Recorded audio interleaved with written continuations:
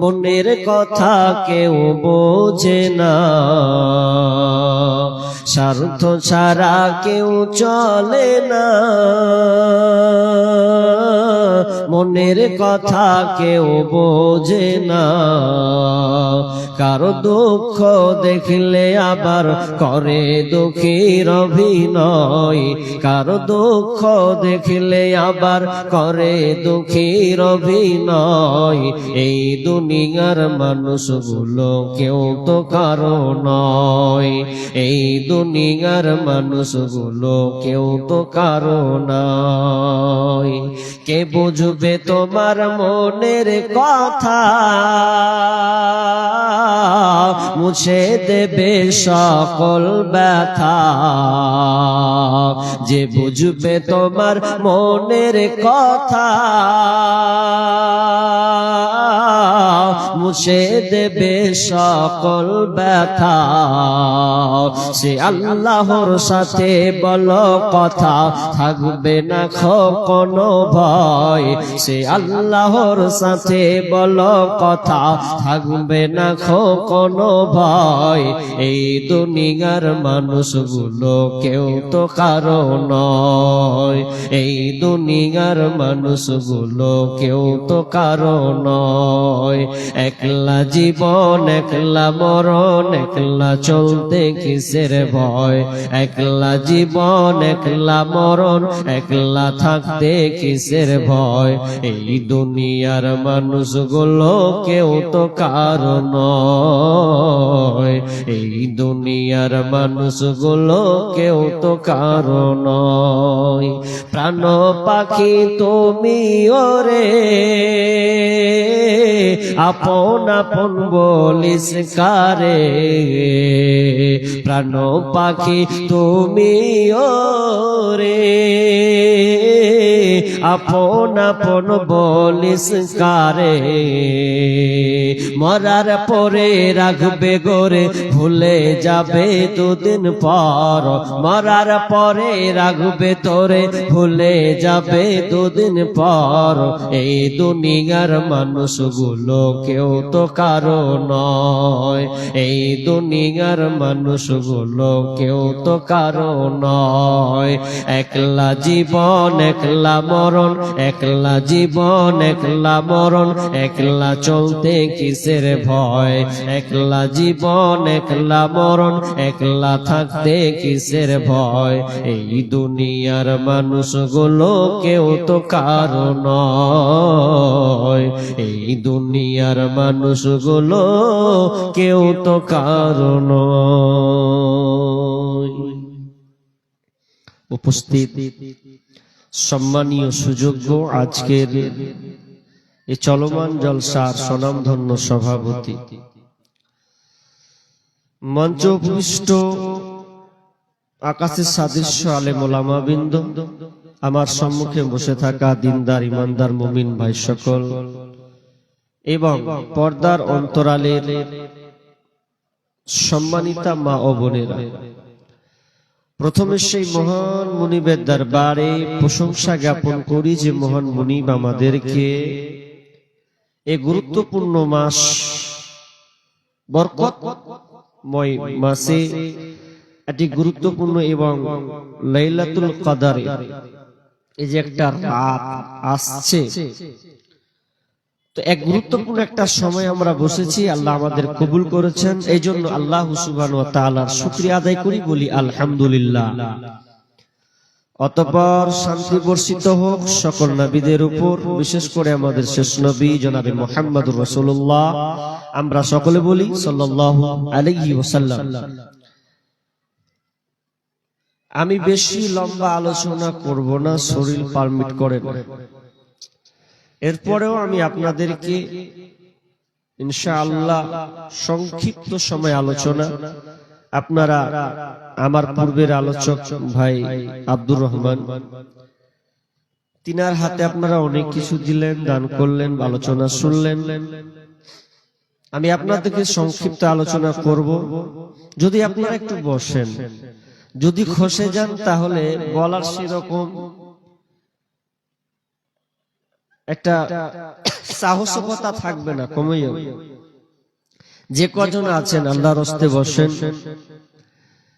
তার আগে বলি, অনেকে আজকে তারাবি পড়েছেন বা অনেকে পড়েননি, নিয়ত করে আছেন, কারণ আজকে লাইলাতুল কদরের রাত।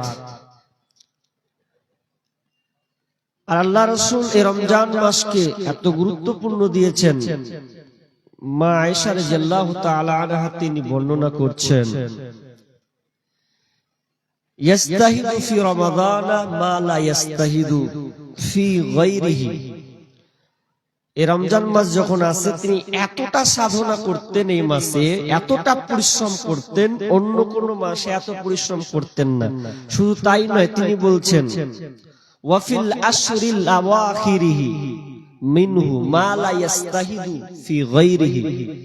এবং শেষ দশক, শেষ 10টা দিন, এই 10টা দিনকে তিনি এত আরো গুরুত্বের সঙ্গে প্রাধান্য দিতেন, এতটা সাধনা করতেন, পরিশ্রম করতেন, যা অন্য কোন দিনের সঙ্গে অ্যাডজাস্ট নয়।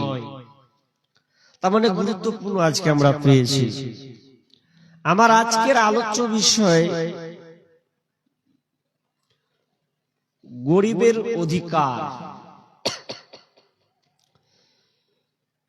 গরিবের ব্যাপারে ইসলাম কি বলে আপনি একটু সংক্ষিপ্ত শুনে যান, যেহেতু আমরা মধ্যবিত্ত মানুষ।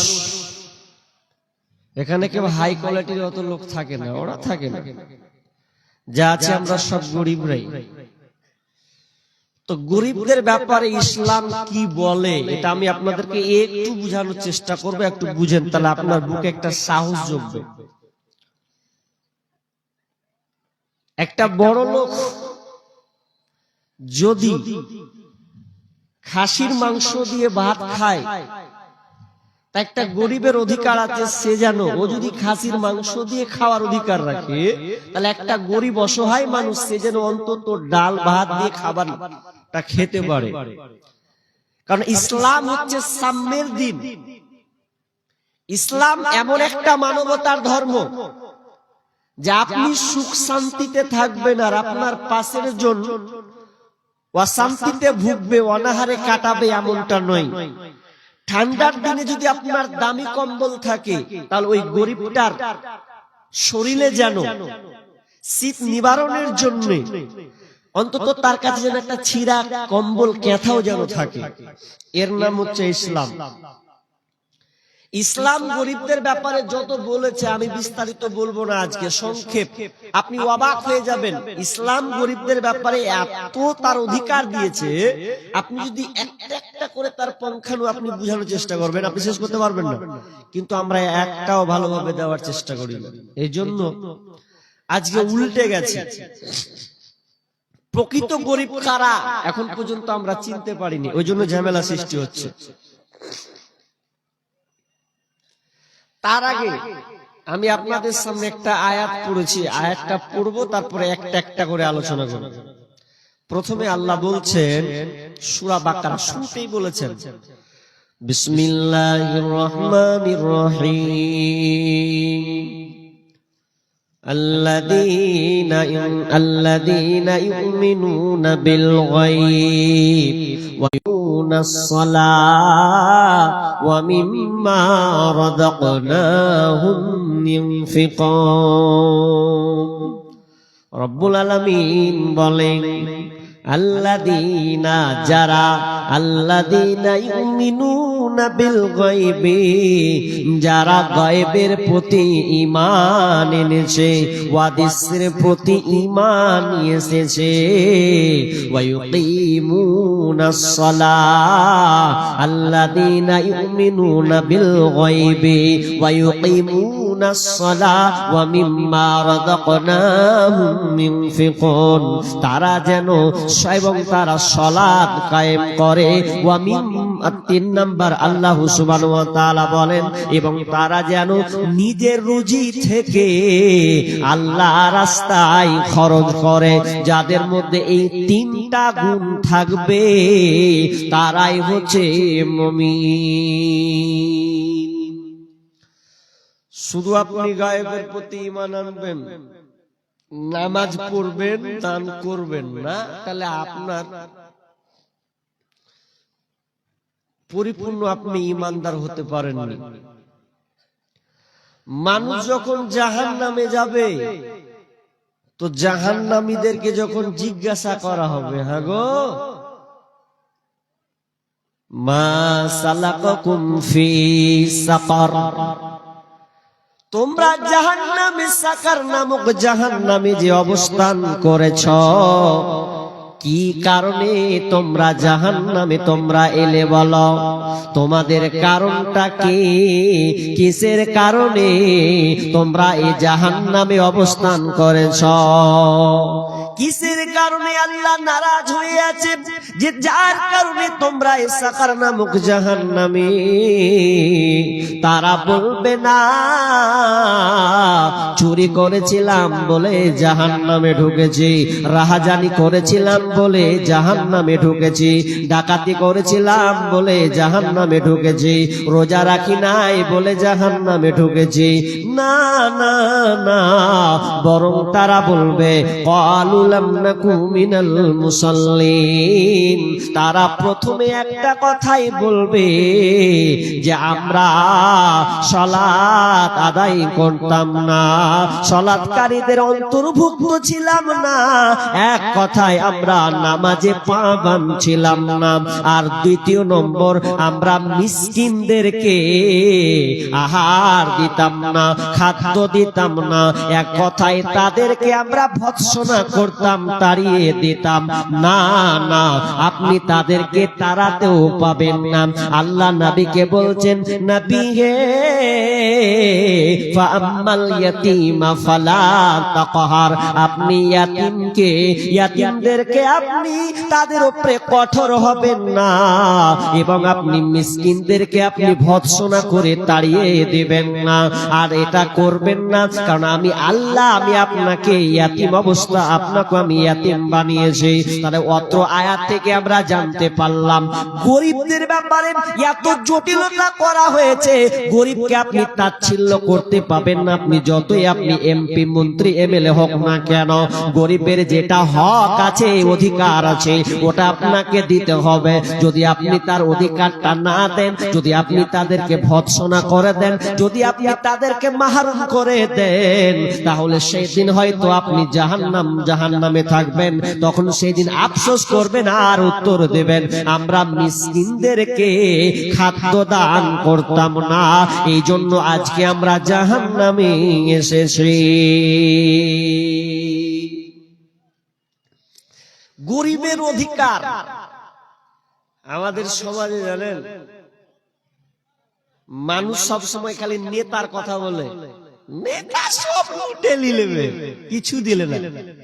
মেম্বার, প্রধান, এমএলএ, এমপি গেল দিয়ে 12টা বাজিয়ে দিবে, কিন্তু নিজে যে গরিবের হক মেরে রেখেছে ওখানে খোঁজ আছে। মেম্বার প্রধানকে বাদ দাও, আগে নিজের জায়গায় দেখো আপনি গরিবের কি হক রেখেছেন। আপনাকে একটা একটা করে বলো, বিস্তারিত বলছি না। যেমন গরিবের হক একটা থেকে কোনখান দিয়ে শুরু করব? আচ্ছা, যাকাতুল ফিতর দিয়ে শুরু করি। 1 নাম্বার দিই যাকাতুল ফিতর। এই যাকাতুল ফিতর মানে ফিতরা যে দিবেন, এটা ফরজ কেন করা হলো? কেন ফরজ করা হলো? ইবনে আব্বাস থেকে হাদিসটি বর্ণনা করছেন, জাকাত, এই ফিতরাটা কেন ফরজ করা হয়েছে? দুইটা কারণে। ওয়াসিলতা বেহায়াপনা, যদি আপনার রোজা রাখতে রাখতে হয়ে যায়, আপনার মধ্যে যদি ওয়াসিল কার্যকলাপ যদি হয়ে যায়, ওয়াসার বাক্যলাপ যদি হয়ে যায়, তাহলে আপনার এই রোজাটাকে পবিত্র করার জন্য এই যাকাতুল ফিতর আপনার কিনা ফরজ করা হয়েছে। নাম্বার 2, ওয়া তুমাতাল লিল মাসাকিন, এবং মিসকিনের খাদ্য অধ্যয়ন, অর্থাৎ আপনি মিসকিনকে খাবার দিবেন। এই দুইটা কারণে এই যাকাতুল ফিতর ফরজ করা হয়েছে। দুইটা কারণ পেলাম। আমি ভেজাল লাগা কথা বলতে পছন্দ করি না, আর আমার যোগ্যতাও অতটা নেই। তবে আপনাকে যে হাদিসটা আছে ওটা আপনাকে বলছি, ভালো করে শুনেন। যারা ফিতরাত দিবেন, এখন আপনি টাকা দিবেন না আপনি খাদ্য দিবেন, এখানকার ভালো জায়গা হচ্ছে মাদ্রাসা। ফতোয়া নিয়ে নেবেন ভালো করে। তবে কথাটা হচ্ছে আল্লাহ আপনাকে বিবেক বুদ্ধি দিয়েছেন, আপনি চিন্তা করবেন, কারণ আপনি যখন নিজের হাতে দিচ্ছেন। তবে একটা হাদিস আপনাকে বলবো, এটার উপরে আমল করতে হবে। যেই হোক, আমাকে ভালো বলেন আর খারাপ বলেন, আমরা কিন্তু হাদিসের উল্টোটা করছি বর্তমানে। এর জন্য প্রকৃত মিসকিনের হক আমরা মেরে দিচ্ছি, মারছি না। হাদিস বলি চলেন, হাদিসটি বিশ্বনবী বলছেন, আমারা বিজাকাতাল ফিতরি, তিনি আমাদেরকে আল্লাহ রাসূল নির্দেশ দিয়েছেন, আদেশ করেছেন, বিজাকাতাল ফিতরি ক্বাবলাল খুরুজিন নাসি ইলা সালাহ। যখন আল্লাহ রাসূল বলছেন, আদেশ করেছেন, নামাজের পূর্বে, ঈদের নামাজের পূর্বে তোমরা যাকাত ফিতরাটা যেটা আছে তোমরা আদায় করে দাও। ঈদের মাঠের যাওয়ার আগে আগে গরিবদেরকে তুমি পৌঁছে দাও, যাদের হক তাদেরকে দাও। কারণটা কেন? এখানে অধিকারের কথা কিন্তু আছে, মিসকিনদের কথা কেন এখানে বলা হয়েছে? মিসকিনরা সেই দিন যেন তারাও আপনার সঙ্গে যেন আনন্দ উল্লাসে মেতে যায়, সেদিন যেন তাদেরকে দাঁড়ে দাঁড়ে ঘুরে বেড়াতে না হয়, সেদিন যেন হাত পাততে না হয়, তারাও যেন আপনার সাথে সামিল হয়ে তারাও যেন নিজের ঈদটাকে উদযাপন যেন করতে পারে, আনন্দ উল্লাস করতে পারে, তার বাড়িতে যেন উনুন হাড়িটা যেন জ্বলে। এই জন্য প্রত্যেকটা ব্যক্তিকে খেয়াল রাখতে হবে। বিশ্বনবী বলছেন যে তোমরা যারা যাকাত দাও তারা ঈদের মাঠে যাওয়ার আগে আগে গরিবদের পৌঁছে দাও। আমরা কি করছি? সর্দারকে দিয়ে দিয়েছি, সর্দার বুঝে নেবে নাকি? সর্দারকে দিয়েছি, সর্দার বুঝে নেবে। গত পরশুদিনকে এক সর্দারের সঙ্গে গল্প করছি, গল্প করতে করতে করতে আমি বললাম যে দাদা কি করেছেন এবার? যে দুটা নিয়ম করেছি। কি করেছেন? যে যার মনে হয় চাল দিবে, যার মনে হয় টাকা দিবে। ভালো করেছে, যাক একটা ভালো। যে চাল দিবে তো আবার আবার বলে দিয়েছে চাল আমি বইতে পারবো না, যে চাল দিবি সে দিয়ে দিবি। তার আগেবার চাল করেছিল, তো করতে যে কি হয়েছে, ও সবটি বস্তা বাড়িতে ভরে রেখে দিয়েছে, দিতে যায়নি। এখন ঈদের পরে কাকে দিয়ে বাড়াবো? ভুলটা তো ওখানেই আছে। আপনাকে চাউল দিল তো আপনি রাখলেন কেন? না পারবেন তো বলে দেন যে আপনার হক আপনি দিয়ে দেন ধরে, কিন্তু মেন জায়গায় নয়। ওই একজন সর্দার পুরো চল আপনার কিনা 20 থেকে 25 বস্তা চাল কেসে নষ্ট করেছে। কিন্তু না না না না, যদি আপনি দেন তাহলে আপনি পারলে নিজে তালাশ করে দেন অসহায় যারা আছে। আপনি ভাবছেন যে যে চাইতে আসবে তাকেই দিতে হবে, এমনটা নয়। আপনাকে আমি লিস্ট করে দেব এমন এমন পরিবার আমাদের এলাকায়, এমন এমন ঘর আছে যেই ঘরগুলোতে ওর প্রয়োজন আছে কিন্তু আসতে পারে না লজ্জাতে, না আমি চাইতে যাব না। কিন্তু ওই লোকটার সেই দিনকে উনুন জ্বলার আনন্দ করার জিনিস, কিন্তু সে হাত কিন্তু পাতে না। তবে না, আপনাকে নিজে তালাশ করতে হবে কে বিধবা আছে, কে ইয়াতীম আছে, অসহায় আছে, ওর আজকে খাবারের দরকার আছে। আপনি লম্বা করে তাকে দিয়ে দেন, দেখবেন আপনার হকটা হয়ে যাবে। কিন্তু যদি এই হাদিসের আলোকে এটাই প্রমাণ পাওয়া যায়, যদি ঈদের পরে কেউ বিলি করে বেড়ায় তাহলে ওটা ফিতরা হিসাবে গণ্য হবে না, ওটা সাধারণ দান হয়ে যাবে। গরিবের হক আমরা ঠিক মতন দিইনি, নাই রাজি নাই। একটা গেল, একটা গেল, কিন্তু ফিতরা এটা গরিবের হক। কত দিবেন গো? 2.5 কিলো, তাই তো? 2.5 কিলো, কে বলছেন 3 কিলো, ভালো কথা। তো আপনি দিচ্ছেন, গরিবের হক কেমন করে বুঝেন? আপনারা যদি 6টা সদস্য হন, 6 জন, তাহলে অন্তত 2.5 কিলো করে গেলে 15 কিলো আসবে, আসবে না? আর 15 কিলো 50টা লোক হলে প্রায় 125 কিলো চাল বের হবে। ওটা কে খাবে? গরিব অসহায়, তার অধিকার, সে খাবে। একটা গেল। আচ্ছা, একটা আনন্দ ছাড়েন, আর একটা আনন্দ হয় ঈদুল আজহা নাকি কুরবানির ঈদ। আনন্দটা আর স্পেশাল আনন্দ। ওই আনন্দ ওইখানে গরিবের হক আছে, আল্লাহ তাআলা একটা একটা করে সাজিয়ে দিয়েছেন। আপনি অবাক হয়ে যাবেন। আপনার গ্রামে যদি 25টা খাসি কুরবানি হয়, 25টা খাসি যদি আপনার এলাকায় কুরবানি হয়, তাহলে বলেন তো, যদি কোনো সর্দার মনে করে 25টা লোক খাসি কুরবানি করেছে, তাহলে প্রত্যেকটা বাড়ির কাছে প্রত্যেককে যেন 2 কিলো করে যদি খাসির মাংস জমা করা হয়, বলেন তো কয় কিলো জমা হবে? 50 কিলো। ভাষা বুঝছেন আমার? তাহলে 25টা লোক যদি খাসি কুরবানি করে, 2 কিলো করে টানে, 50 কিলো জমা হবে। আর ওই জমা টাকার হক, তো ওটা হচ্ছে গরিবের হক। আল্লাহ বলছেন ফাকুলহু মিনহা ওয়া আতিমুল কানিয়া ওয়া মুতাররা। আল্লাহ সুবহানাহু ওয়া তাআলা বলছেন তুমি নিজে খাও, ফকিরকে দাও, যে চাই তাকে দাও, যে চাই না তাকে দাও। সূরা হজে 2 রকম কথা আছে, খাও, রাখো, দাও। তার মানে আপনি গরিবকে পৌঁছে দিবেন, যারা দিতে পারেনি তাদের বাড়িতে যেন উনুন জ্বলে, তারাও আনন্দ করে, এটা আপনাকে খেয়াল রাখতে হবে। কিন্তু আমাদের আপনাদের সমাজে কি আছে? ওরকম সিস্টেম আছে? নেই না, বলে 1 ভাগ 3 ভাগ করে 1 ভাগ দেয়, এরকম নাকি? এখন নেই, ছিল, উঠে গেছে। এখন আমাদের ওদিকে হয়ে গেছে 2 কিলো করে দিয়ে দাও, সর্দারের কাছে যাবে, সর্দার ভাগ বিলি বন্টন করে দিবে, এরপরে নিজে যেটি থাকবে আত্মীয় স্বজনকে দিবে, ভাগ খাবে, রাখবে, খাবে। কিন্তু আমরা অ্যাকচুয়ালি যদি দেখতে চাই, আল্লাহ সুবহানাহু ওয়া তাআলা গরিবদের ব্যাপারে এমন ভাবে সিলেক্ট করেছেন, প্রত্যেকটা জিনিস আমরা যদি মেনে চলি, তাহলে আমি বলতে পারি যে আপনার গ্রামে একটাও মিসকিন থাকবে না। চ্যালেঞ্জ থাকবে না। থাকছে কেন? ত্রুটি আছে।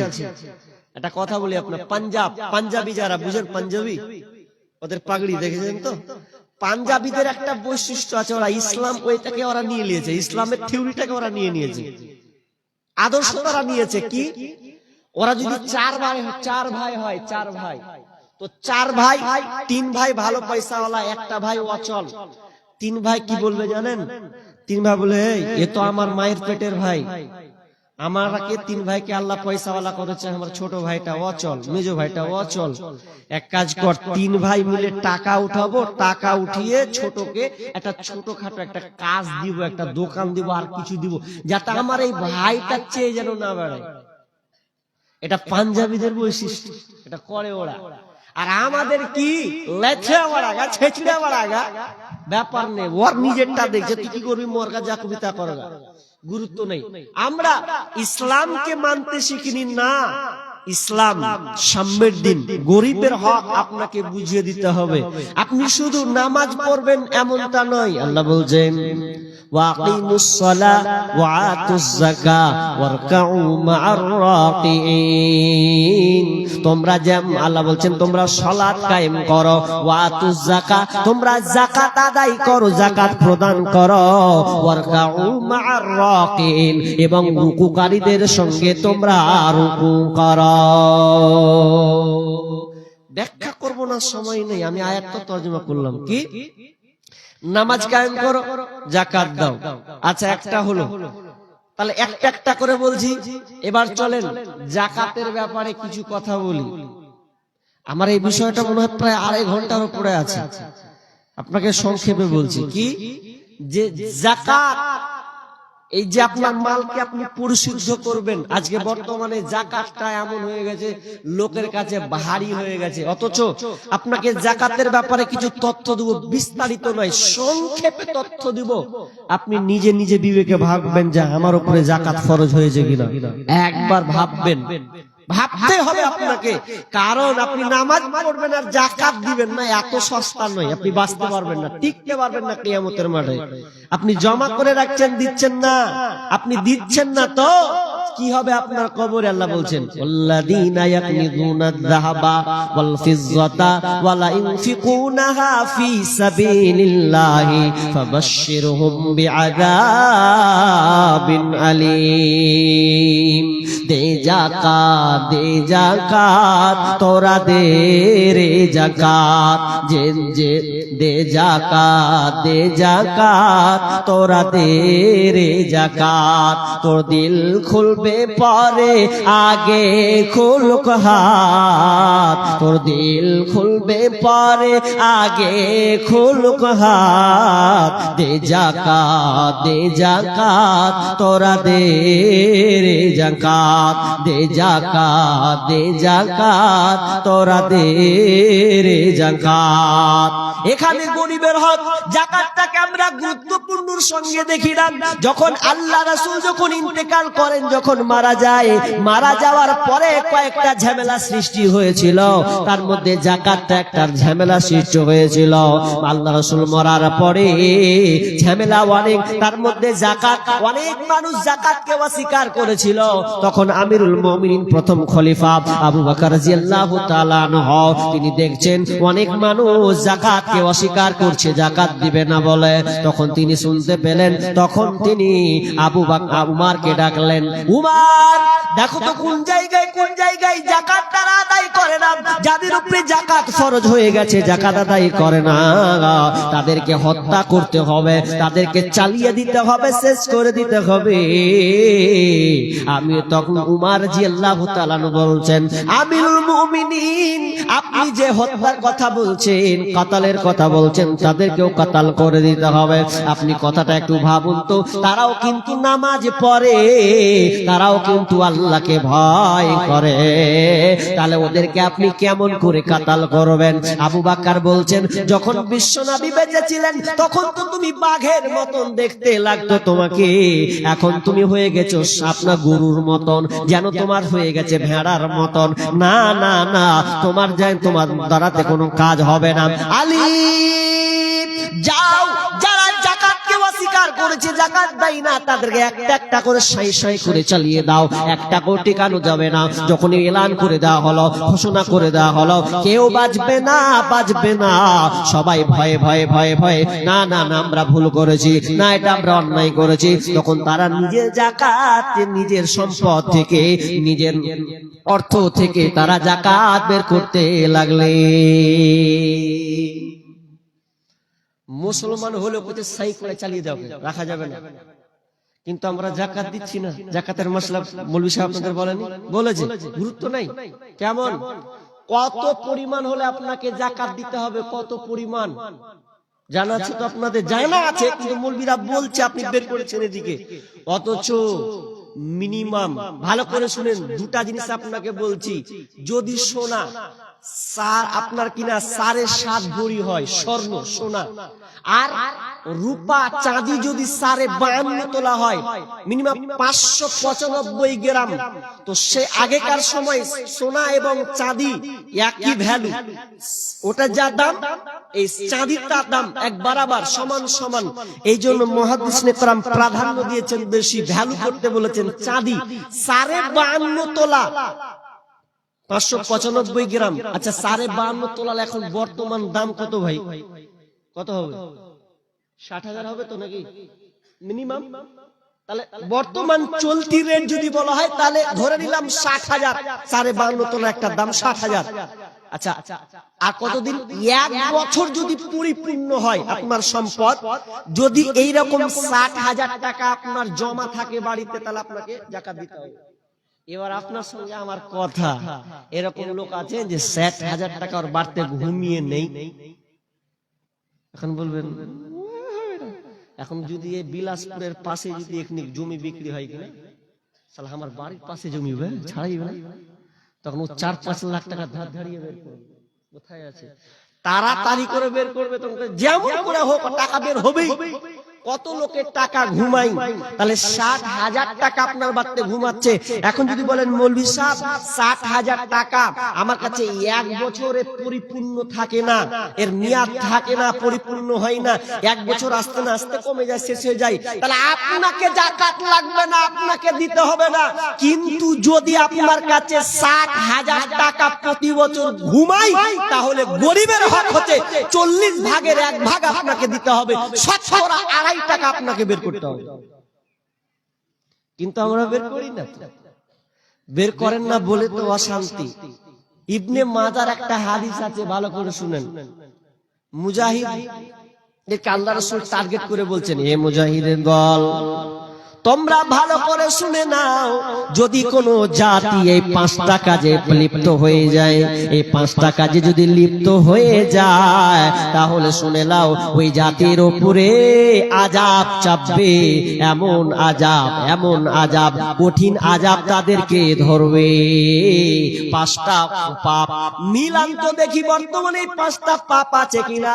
বিশ্বনবী 1 নাম্বার বলেছেন, যখন সমাজে অশ্লীলতা বেড়ে যাবে, বেহায়াপনা যখন প্রকাশ পাবে রে, তখন তোমরা জেনে নাও তোমাদের উপরে মহামারী আসবে।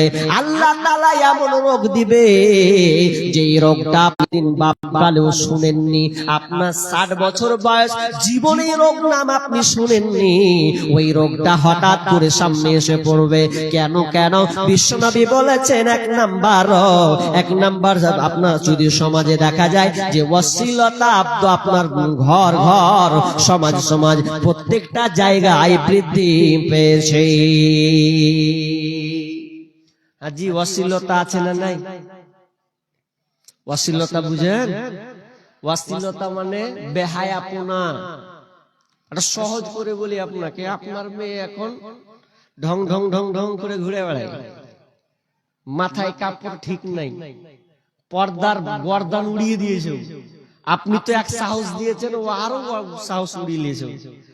দ্বিতীয়ত আপনি আপনার মেয়েকে মোবাইল দিয়েছেন, বেটি ভালোবাসা, বেটি তো প্যারা বেটি, লে পড়ছিস যখন মোবাইল তো লাগবে, আব্বা মোবাইল লাগবে, না হলে কাজ হচ্ছে না, বান্ধবীদের সঙ্গে লিঙ্ক হচ্ছে না, অনলাইন ক্লাসের সম্পর্ক থাকছে না, নোট লাগবে, মোবাইল দিয়েছেন, তার মানে আপনার মেয়েকে আপনি বেহায়াপনার সুযোগ করে দিলেন। কথাটা বারবার বলি, আজকে এখানে বলি। একজন দার্শনিক পোস্ট করছেন, লিখছেন, রাইটার, তিনি ফেসবুকে পোস্ট করেছেন, বলছেন কোন বাপ কোন মা যদি মেয়েকে মোবাইল দিয়ে দেয় বিয়ের আগে, স্কুল লাইফে কোন মা যদি মেয়েকে মোবাইল দেয়, তাহলে জেনে নিতে হবে ওই মা, ওই বাপ মেয়ের জন্য পরপুরুষের জায়গা করে দিল। কথাটা খুব দামি, আপনি কোন মনে লিখেন আমি জানি না, কিন্তু আমি বাস্তবতা যা দেখছি ওটাই। কোন বাপ মা যদি মেয়েকে মোবাইল দিয়ে দেয়, তাহলে জেনে নাও যে ওই বাপ মা ওই মেয়েটার জন্য পরপুরুষের জায়গা করে দিল। আপনি বলেন আমার মেয়ে ভালো তো, বাড়ি থেকে বের হয় না তো, ঘরের ভেতরে পরপুরুষের জায়গা হবে। আপনার মেয়েটা যখন মোবাইল ব্যবহার করবে, ও তো ফেসবুক চালায়, ইউটিউব চালায়, টিকটক দেখে, আর কিছু দেখে, ওখান থেকে পরপুরুষকে দেখে না, ছবি আসে না, কত ছবি আসে তার ঠিক নাই। তো আপনি ওই মেয়েকে আপনি রুখতে পারবেন না। এই মোবাইলে এত বড় ক্যান্সার, এবছর আবার একটা কথা লিখেছি, এবছর, এটা তো কদিন হলো, বেশি দিন হয়নি। তো এইটা এমন একটা ভাইরাল হয়ে গেছে, মানে ভাইরাসে পরিণত হয়েছে, আপনি বিবিকেও ঠেকাতে পারবেন না। আপনি বিবির উপরে ভরসা করছেন, মোবাইল যদি দিয়ে আপনাকে ছেড়ে দেন ওপেন, যদি আপনি গুরুত্ব না দেন, তাহলে ওই স্ত্রীও পাল্টে যাবে, আপনি বুঝতে পারবেন না। পরে আপনি বুঝবেন যে আমি কত বড় অপরাধ করলাম। এই আবার কেমন যুগ আইল রে, ঈমান কে খাইল, এই আবার যুগ আইল।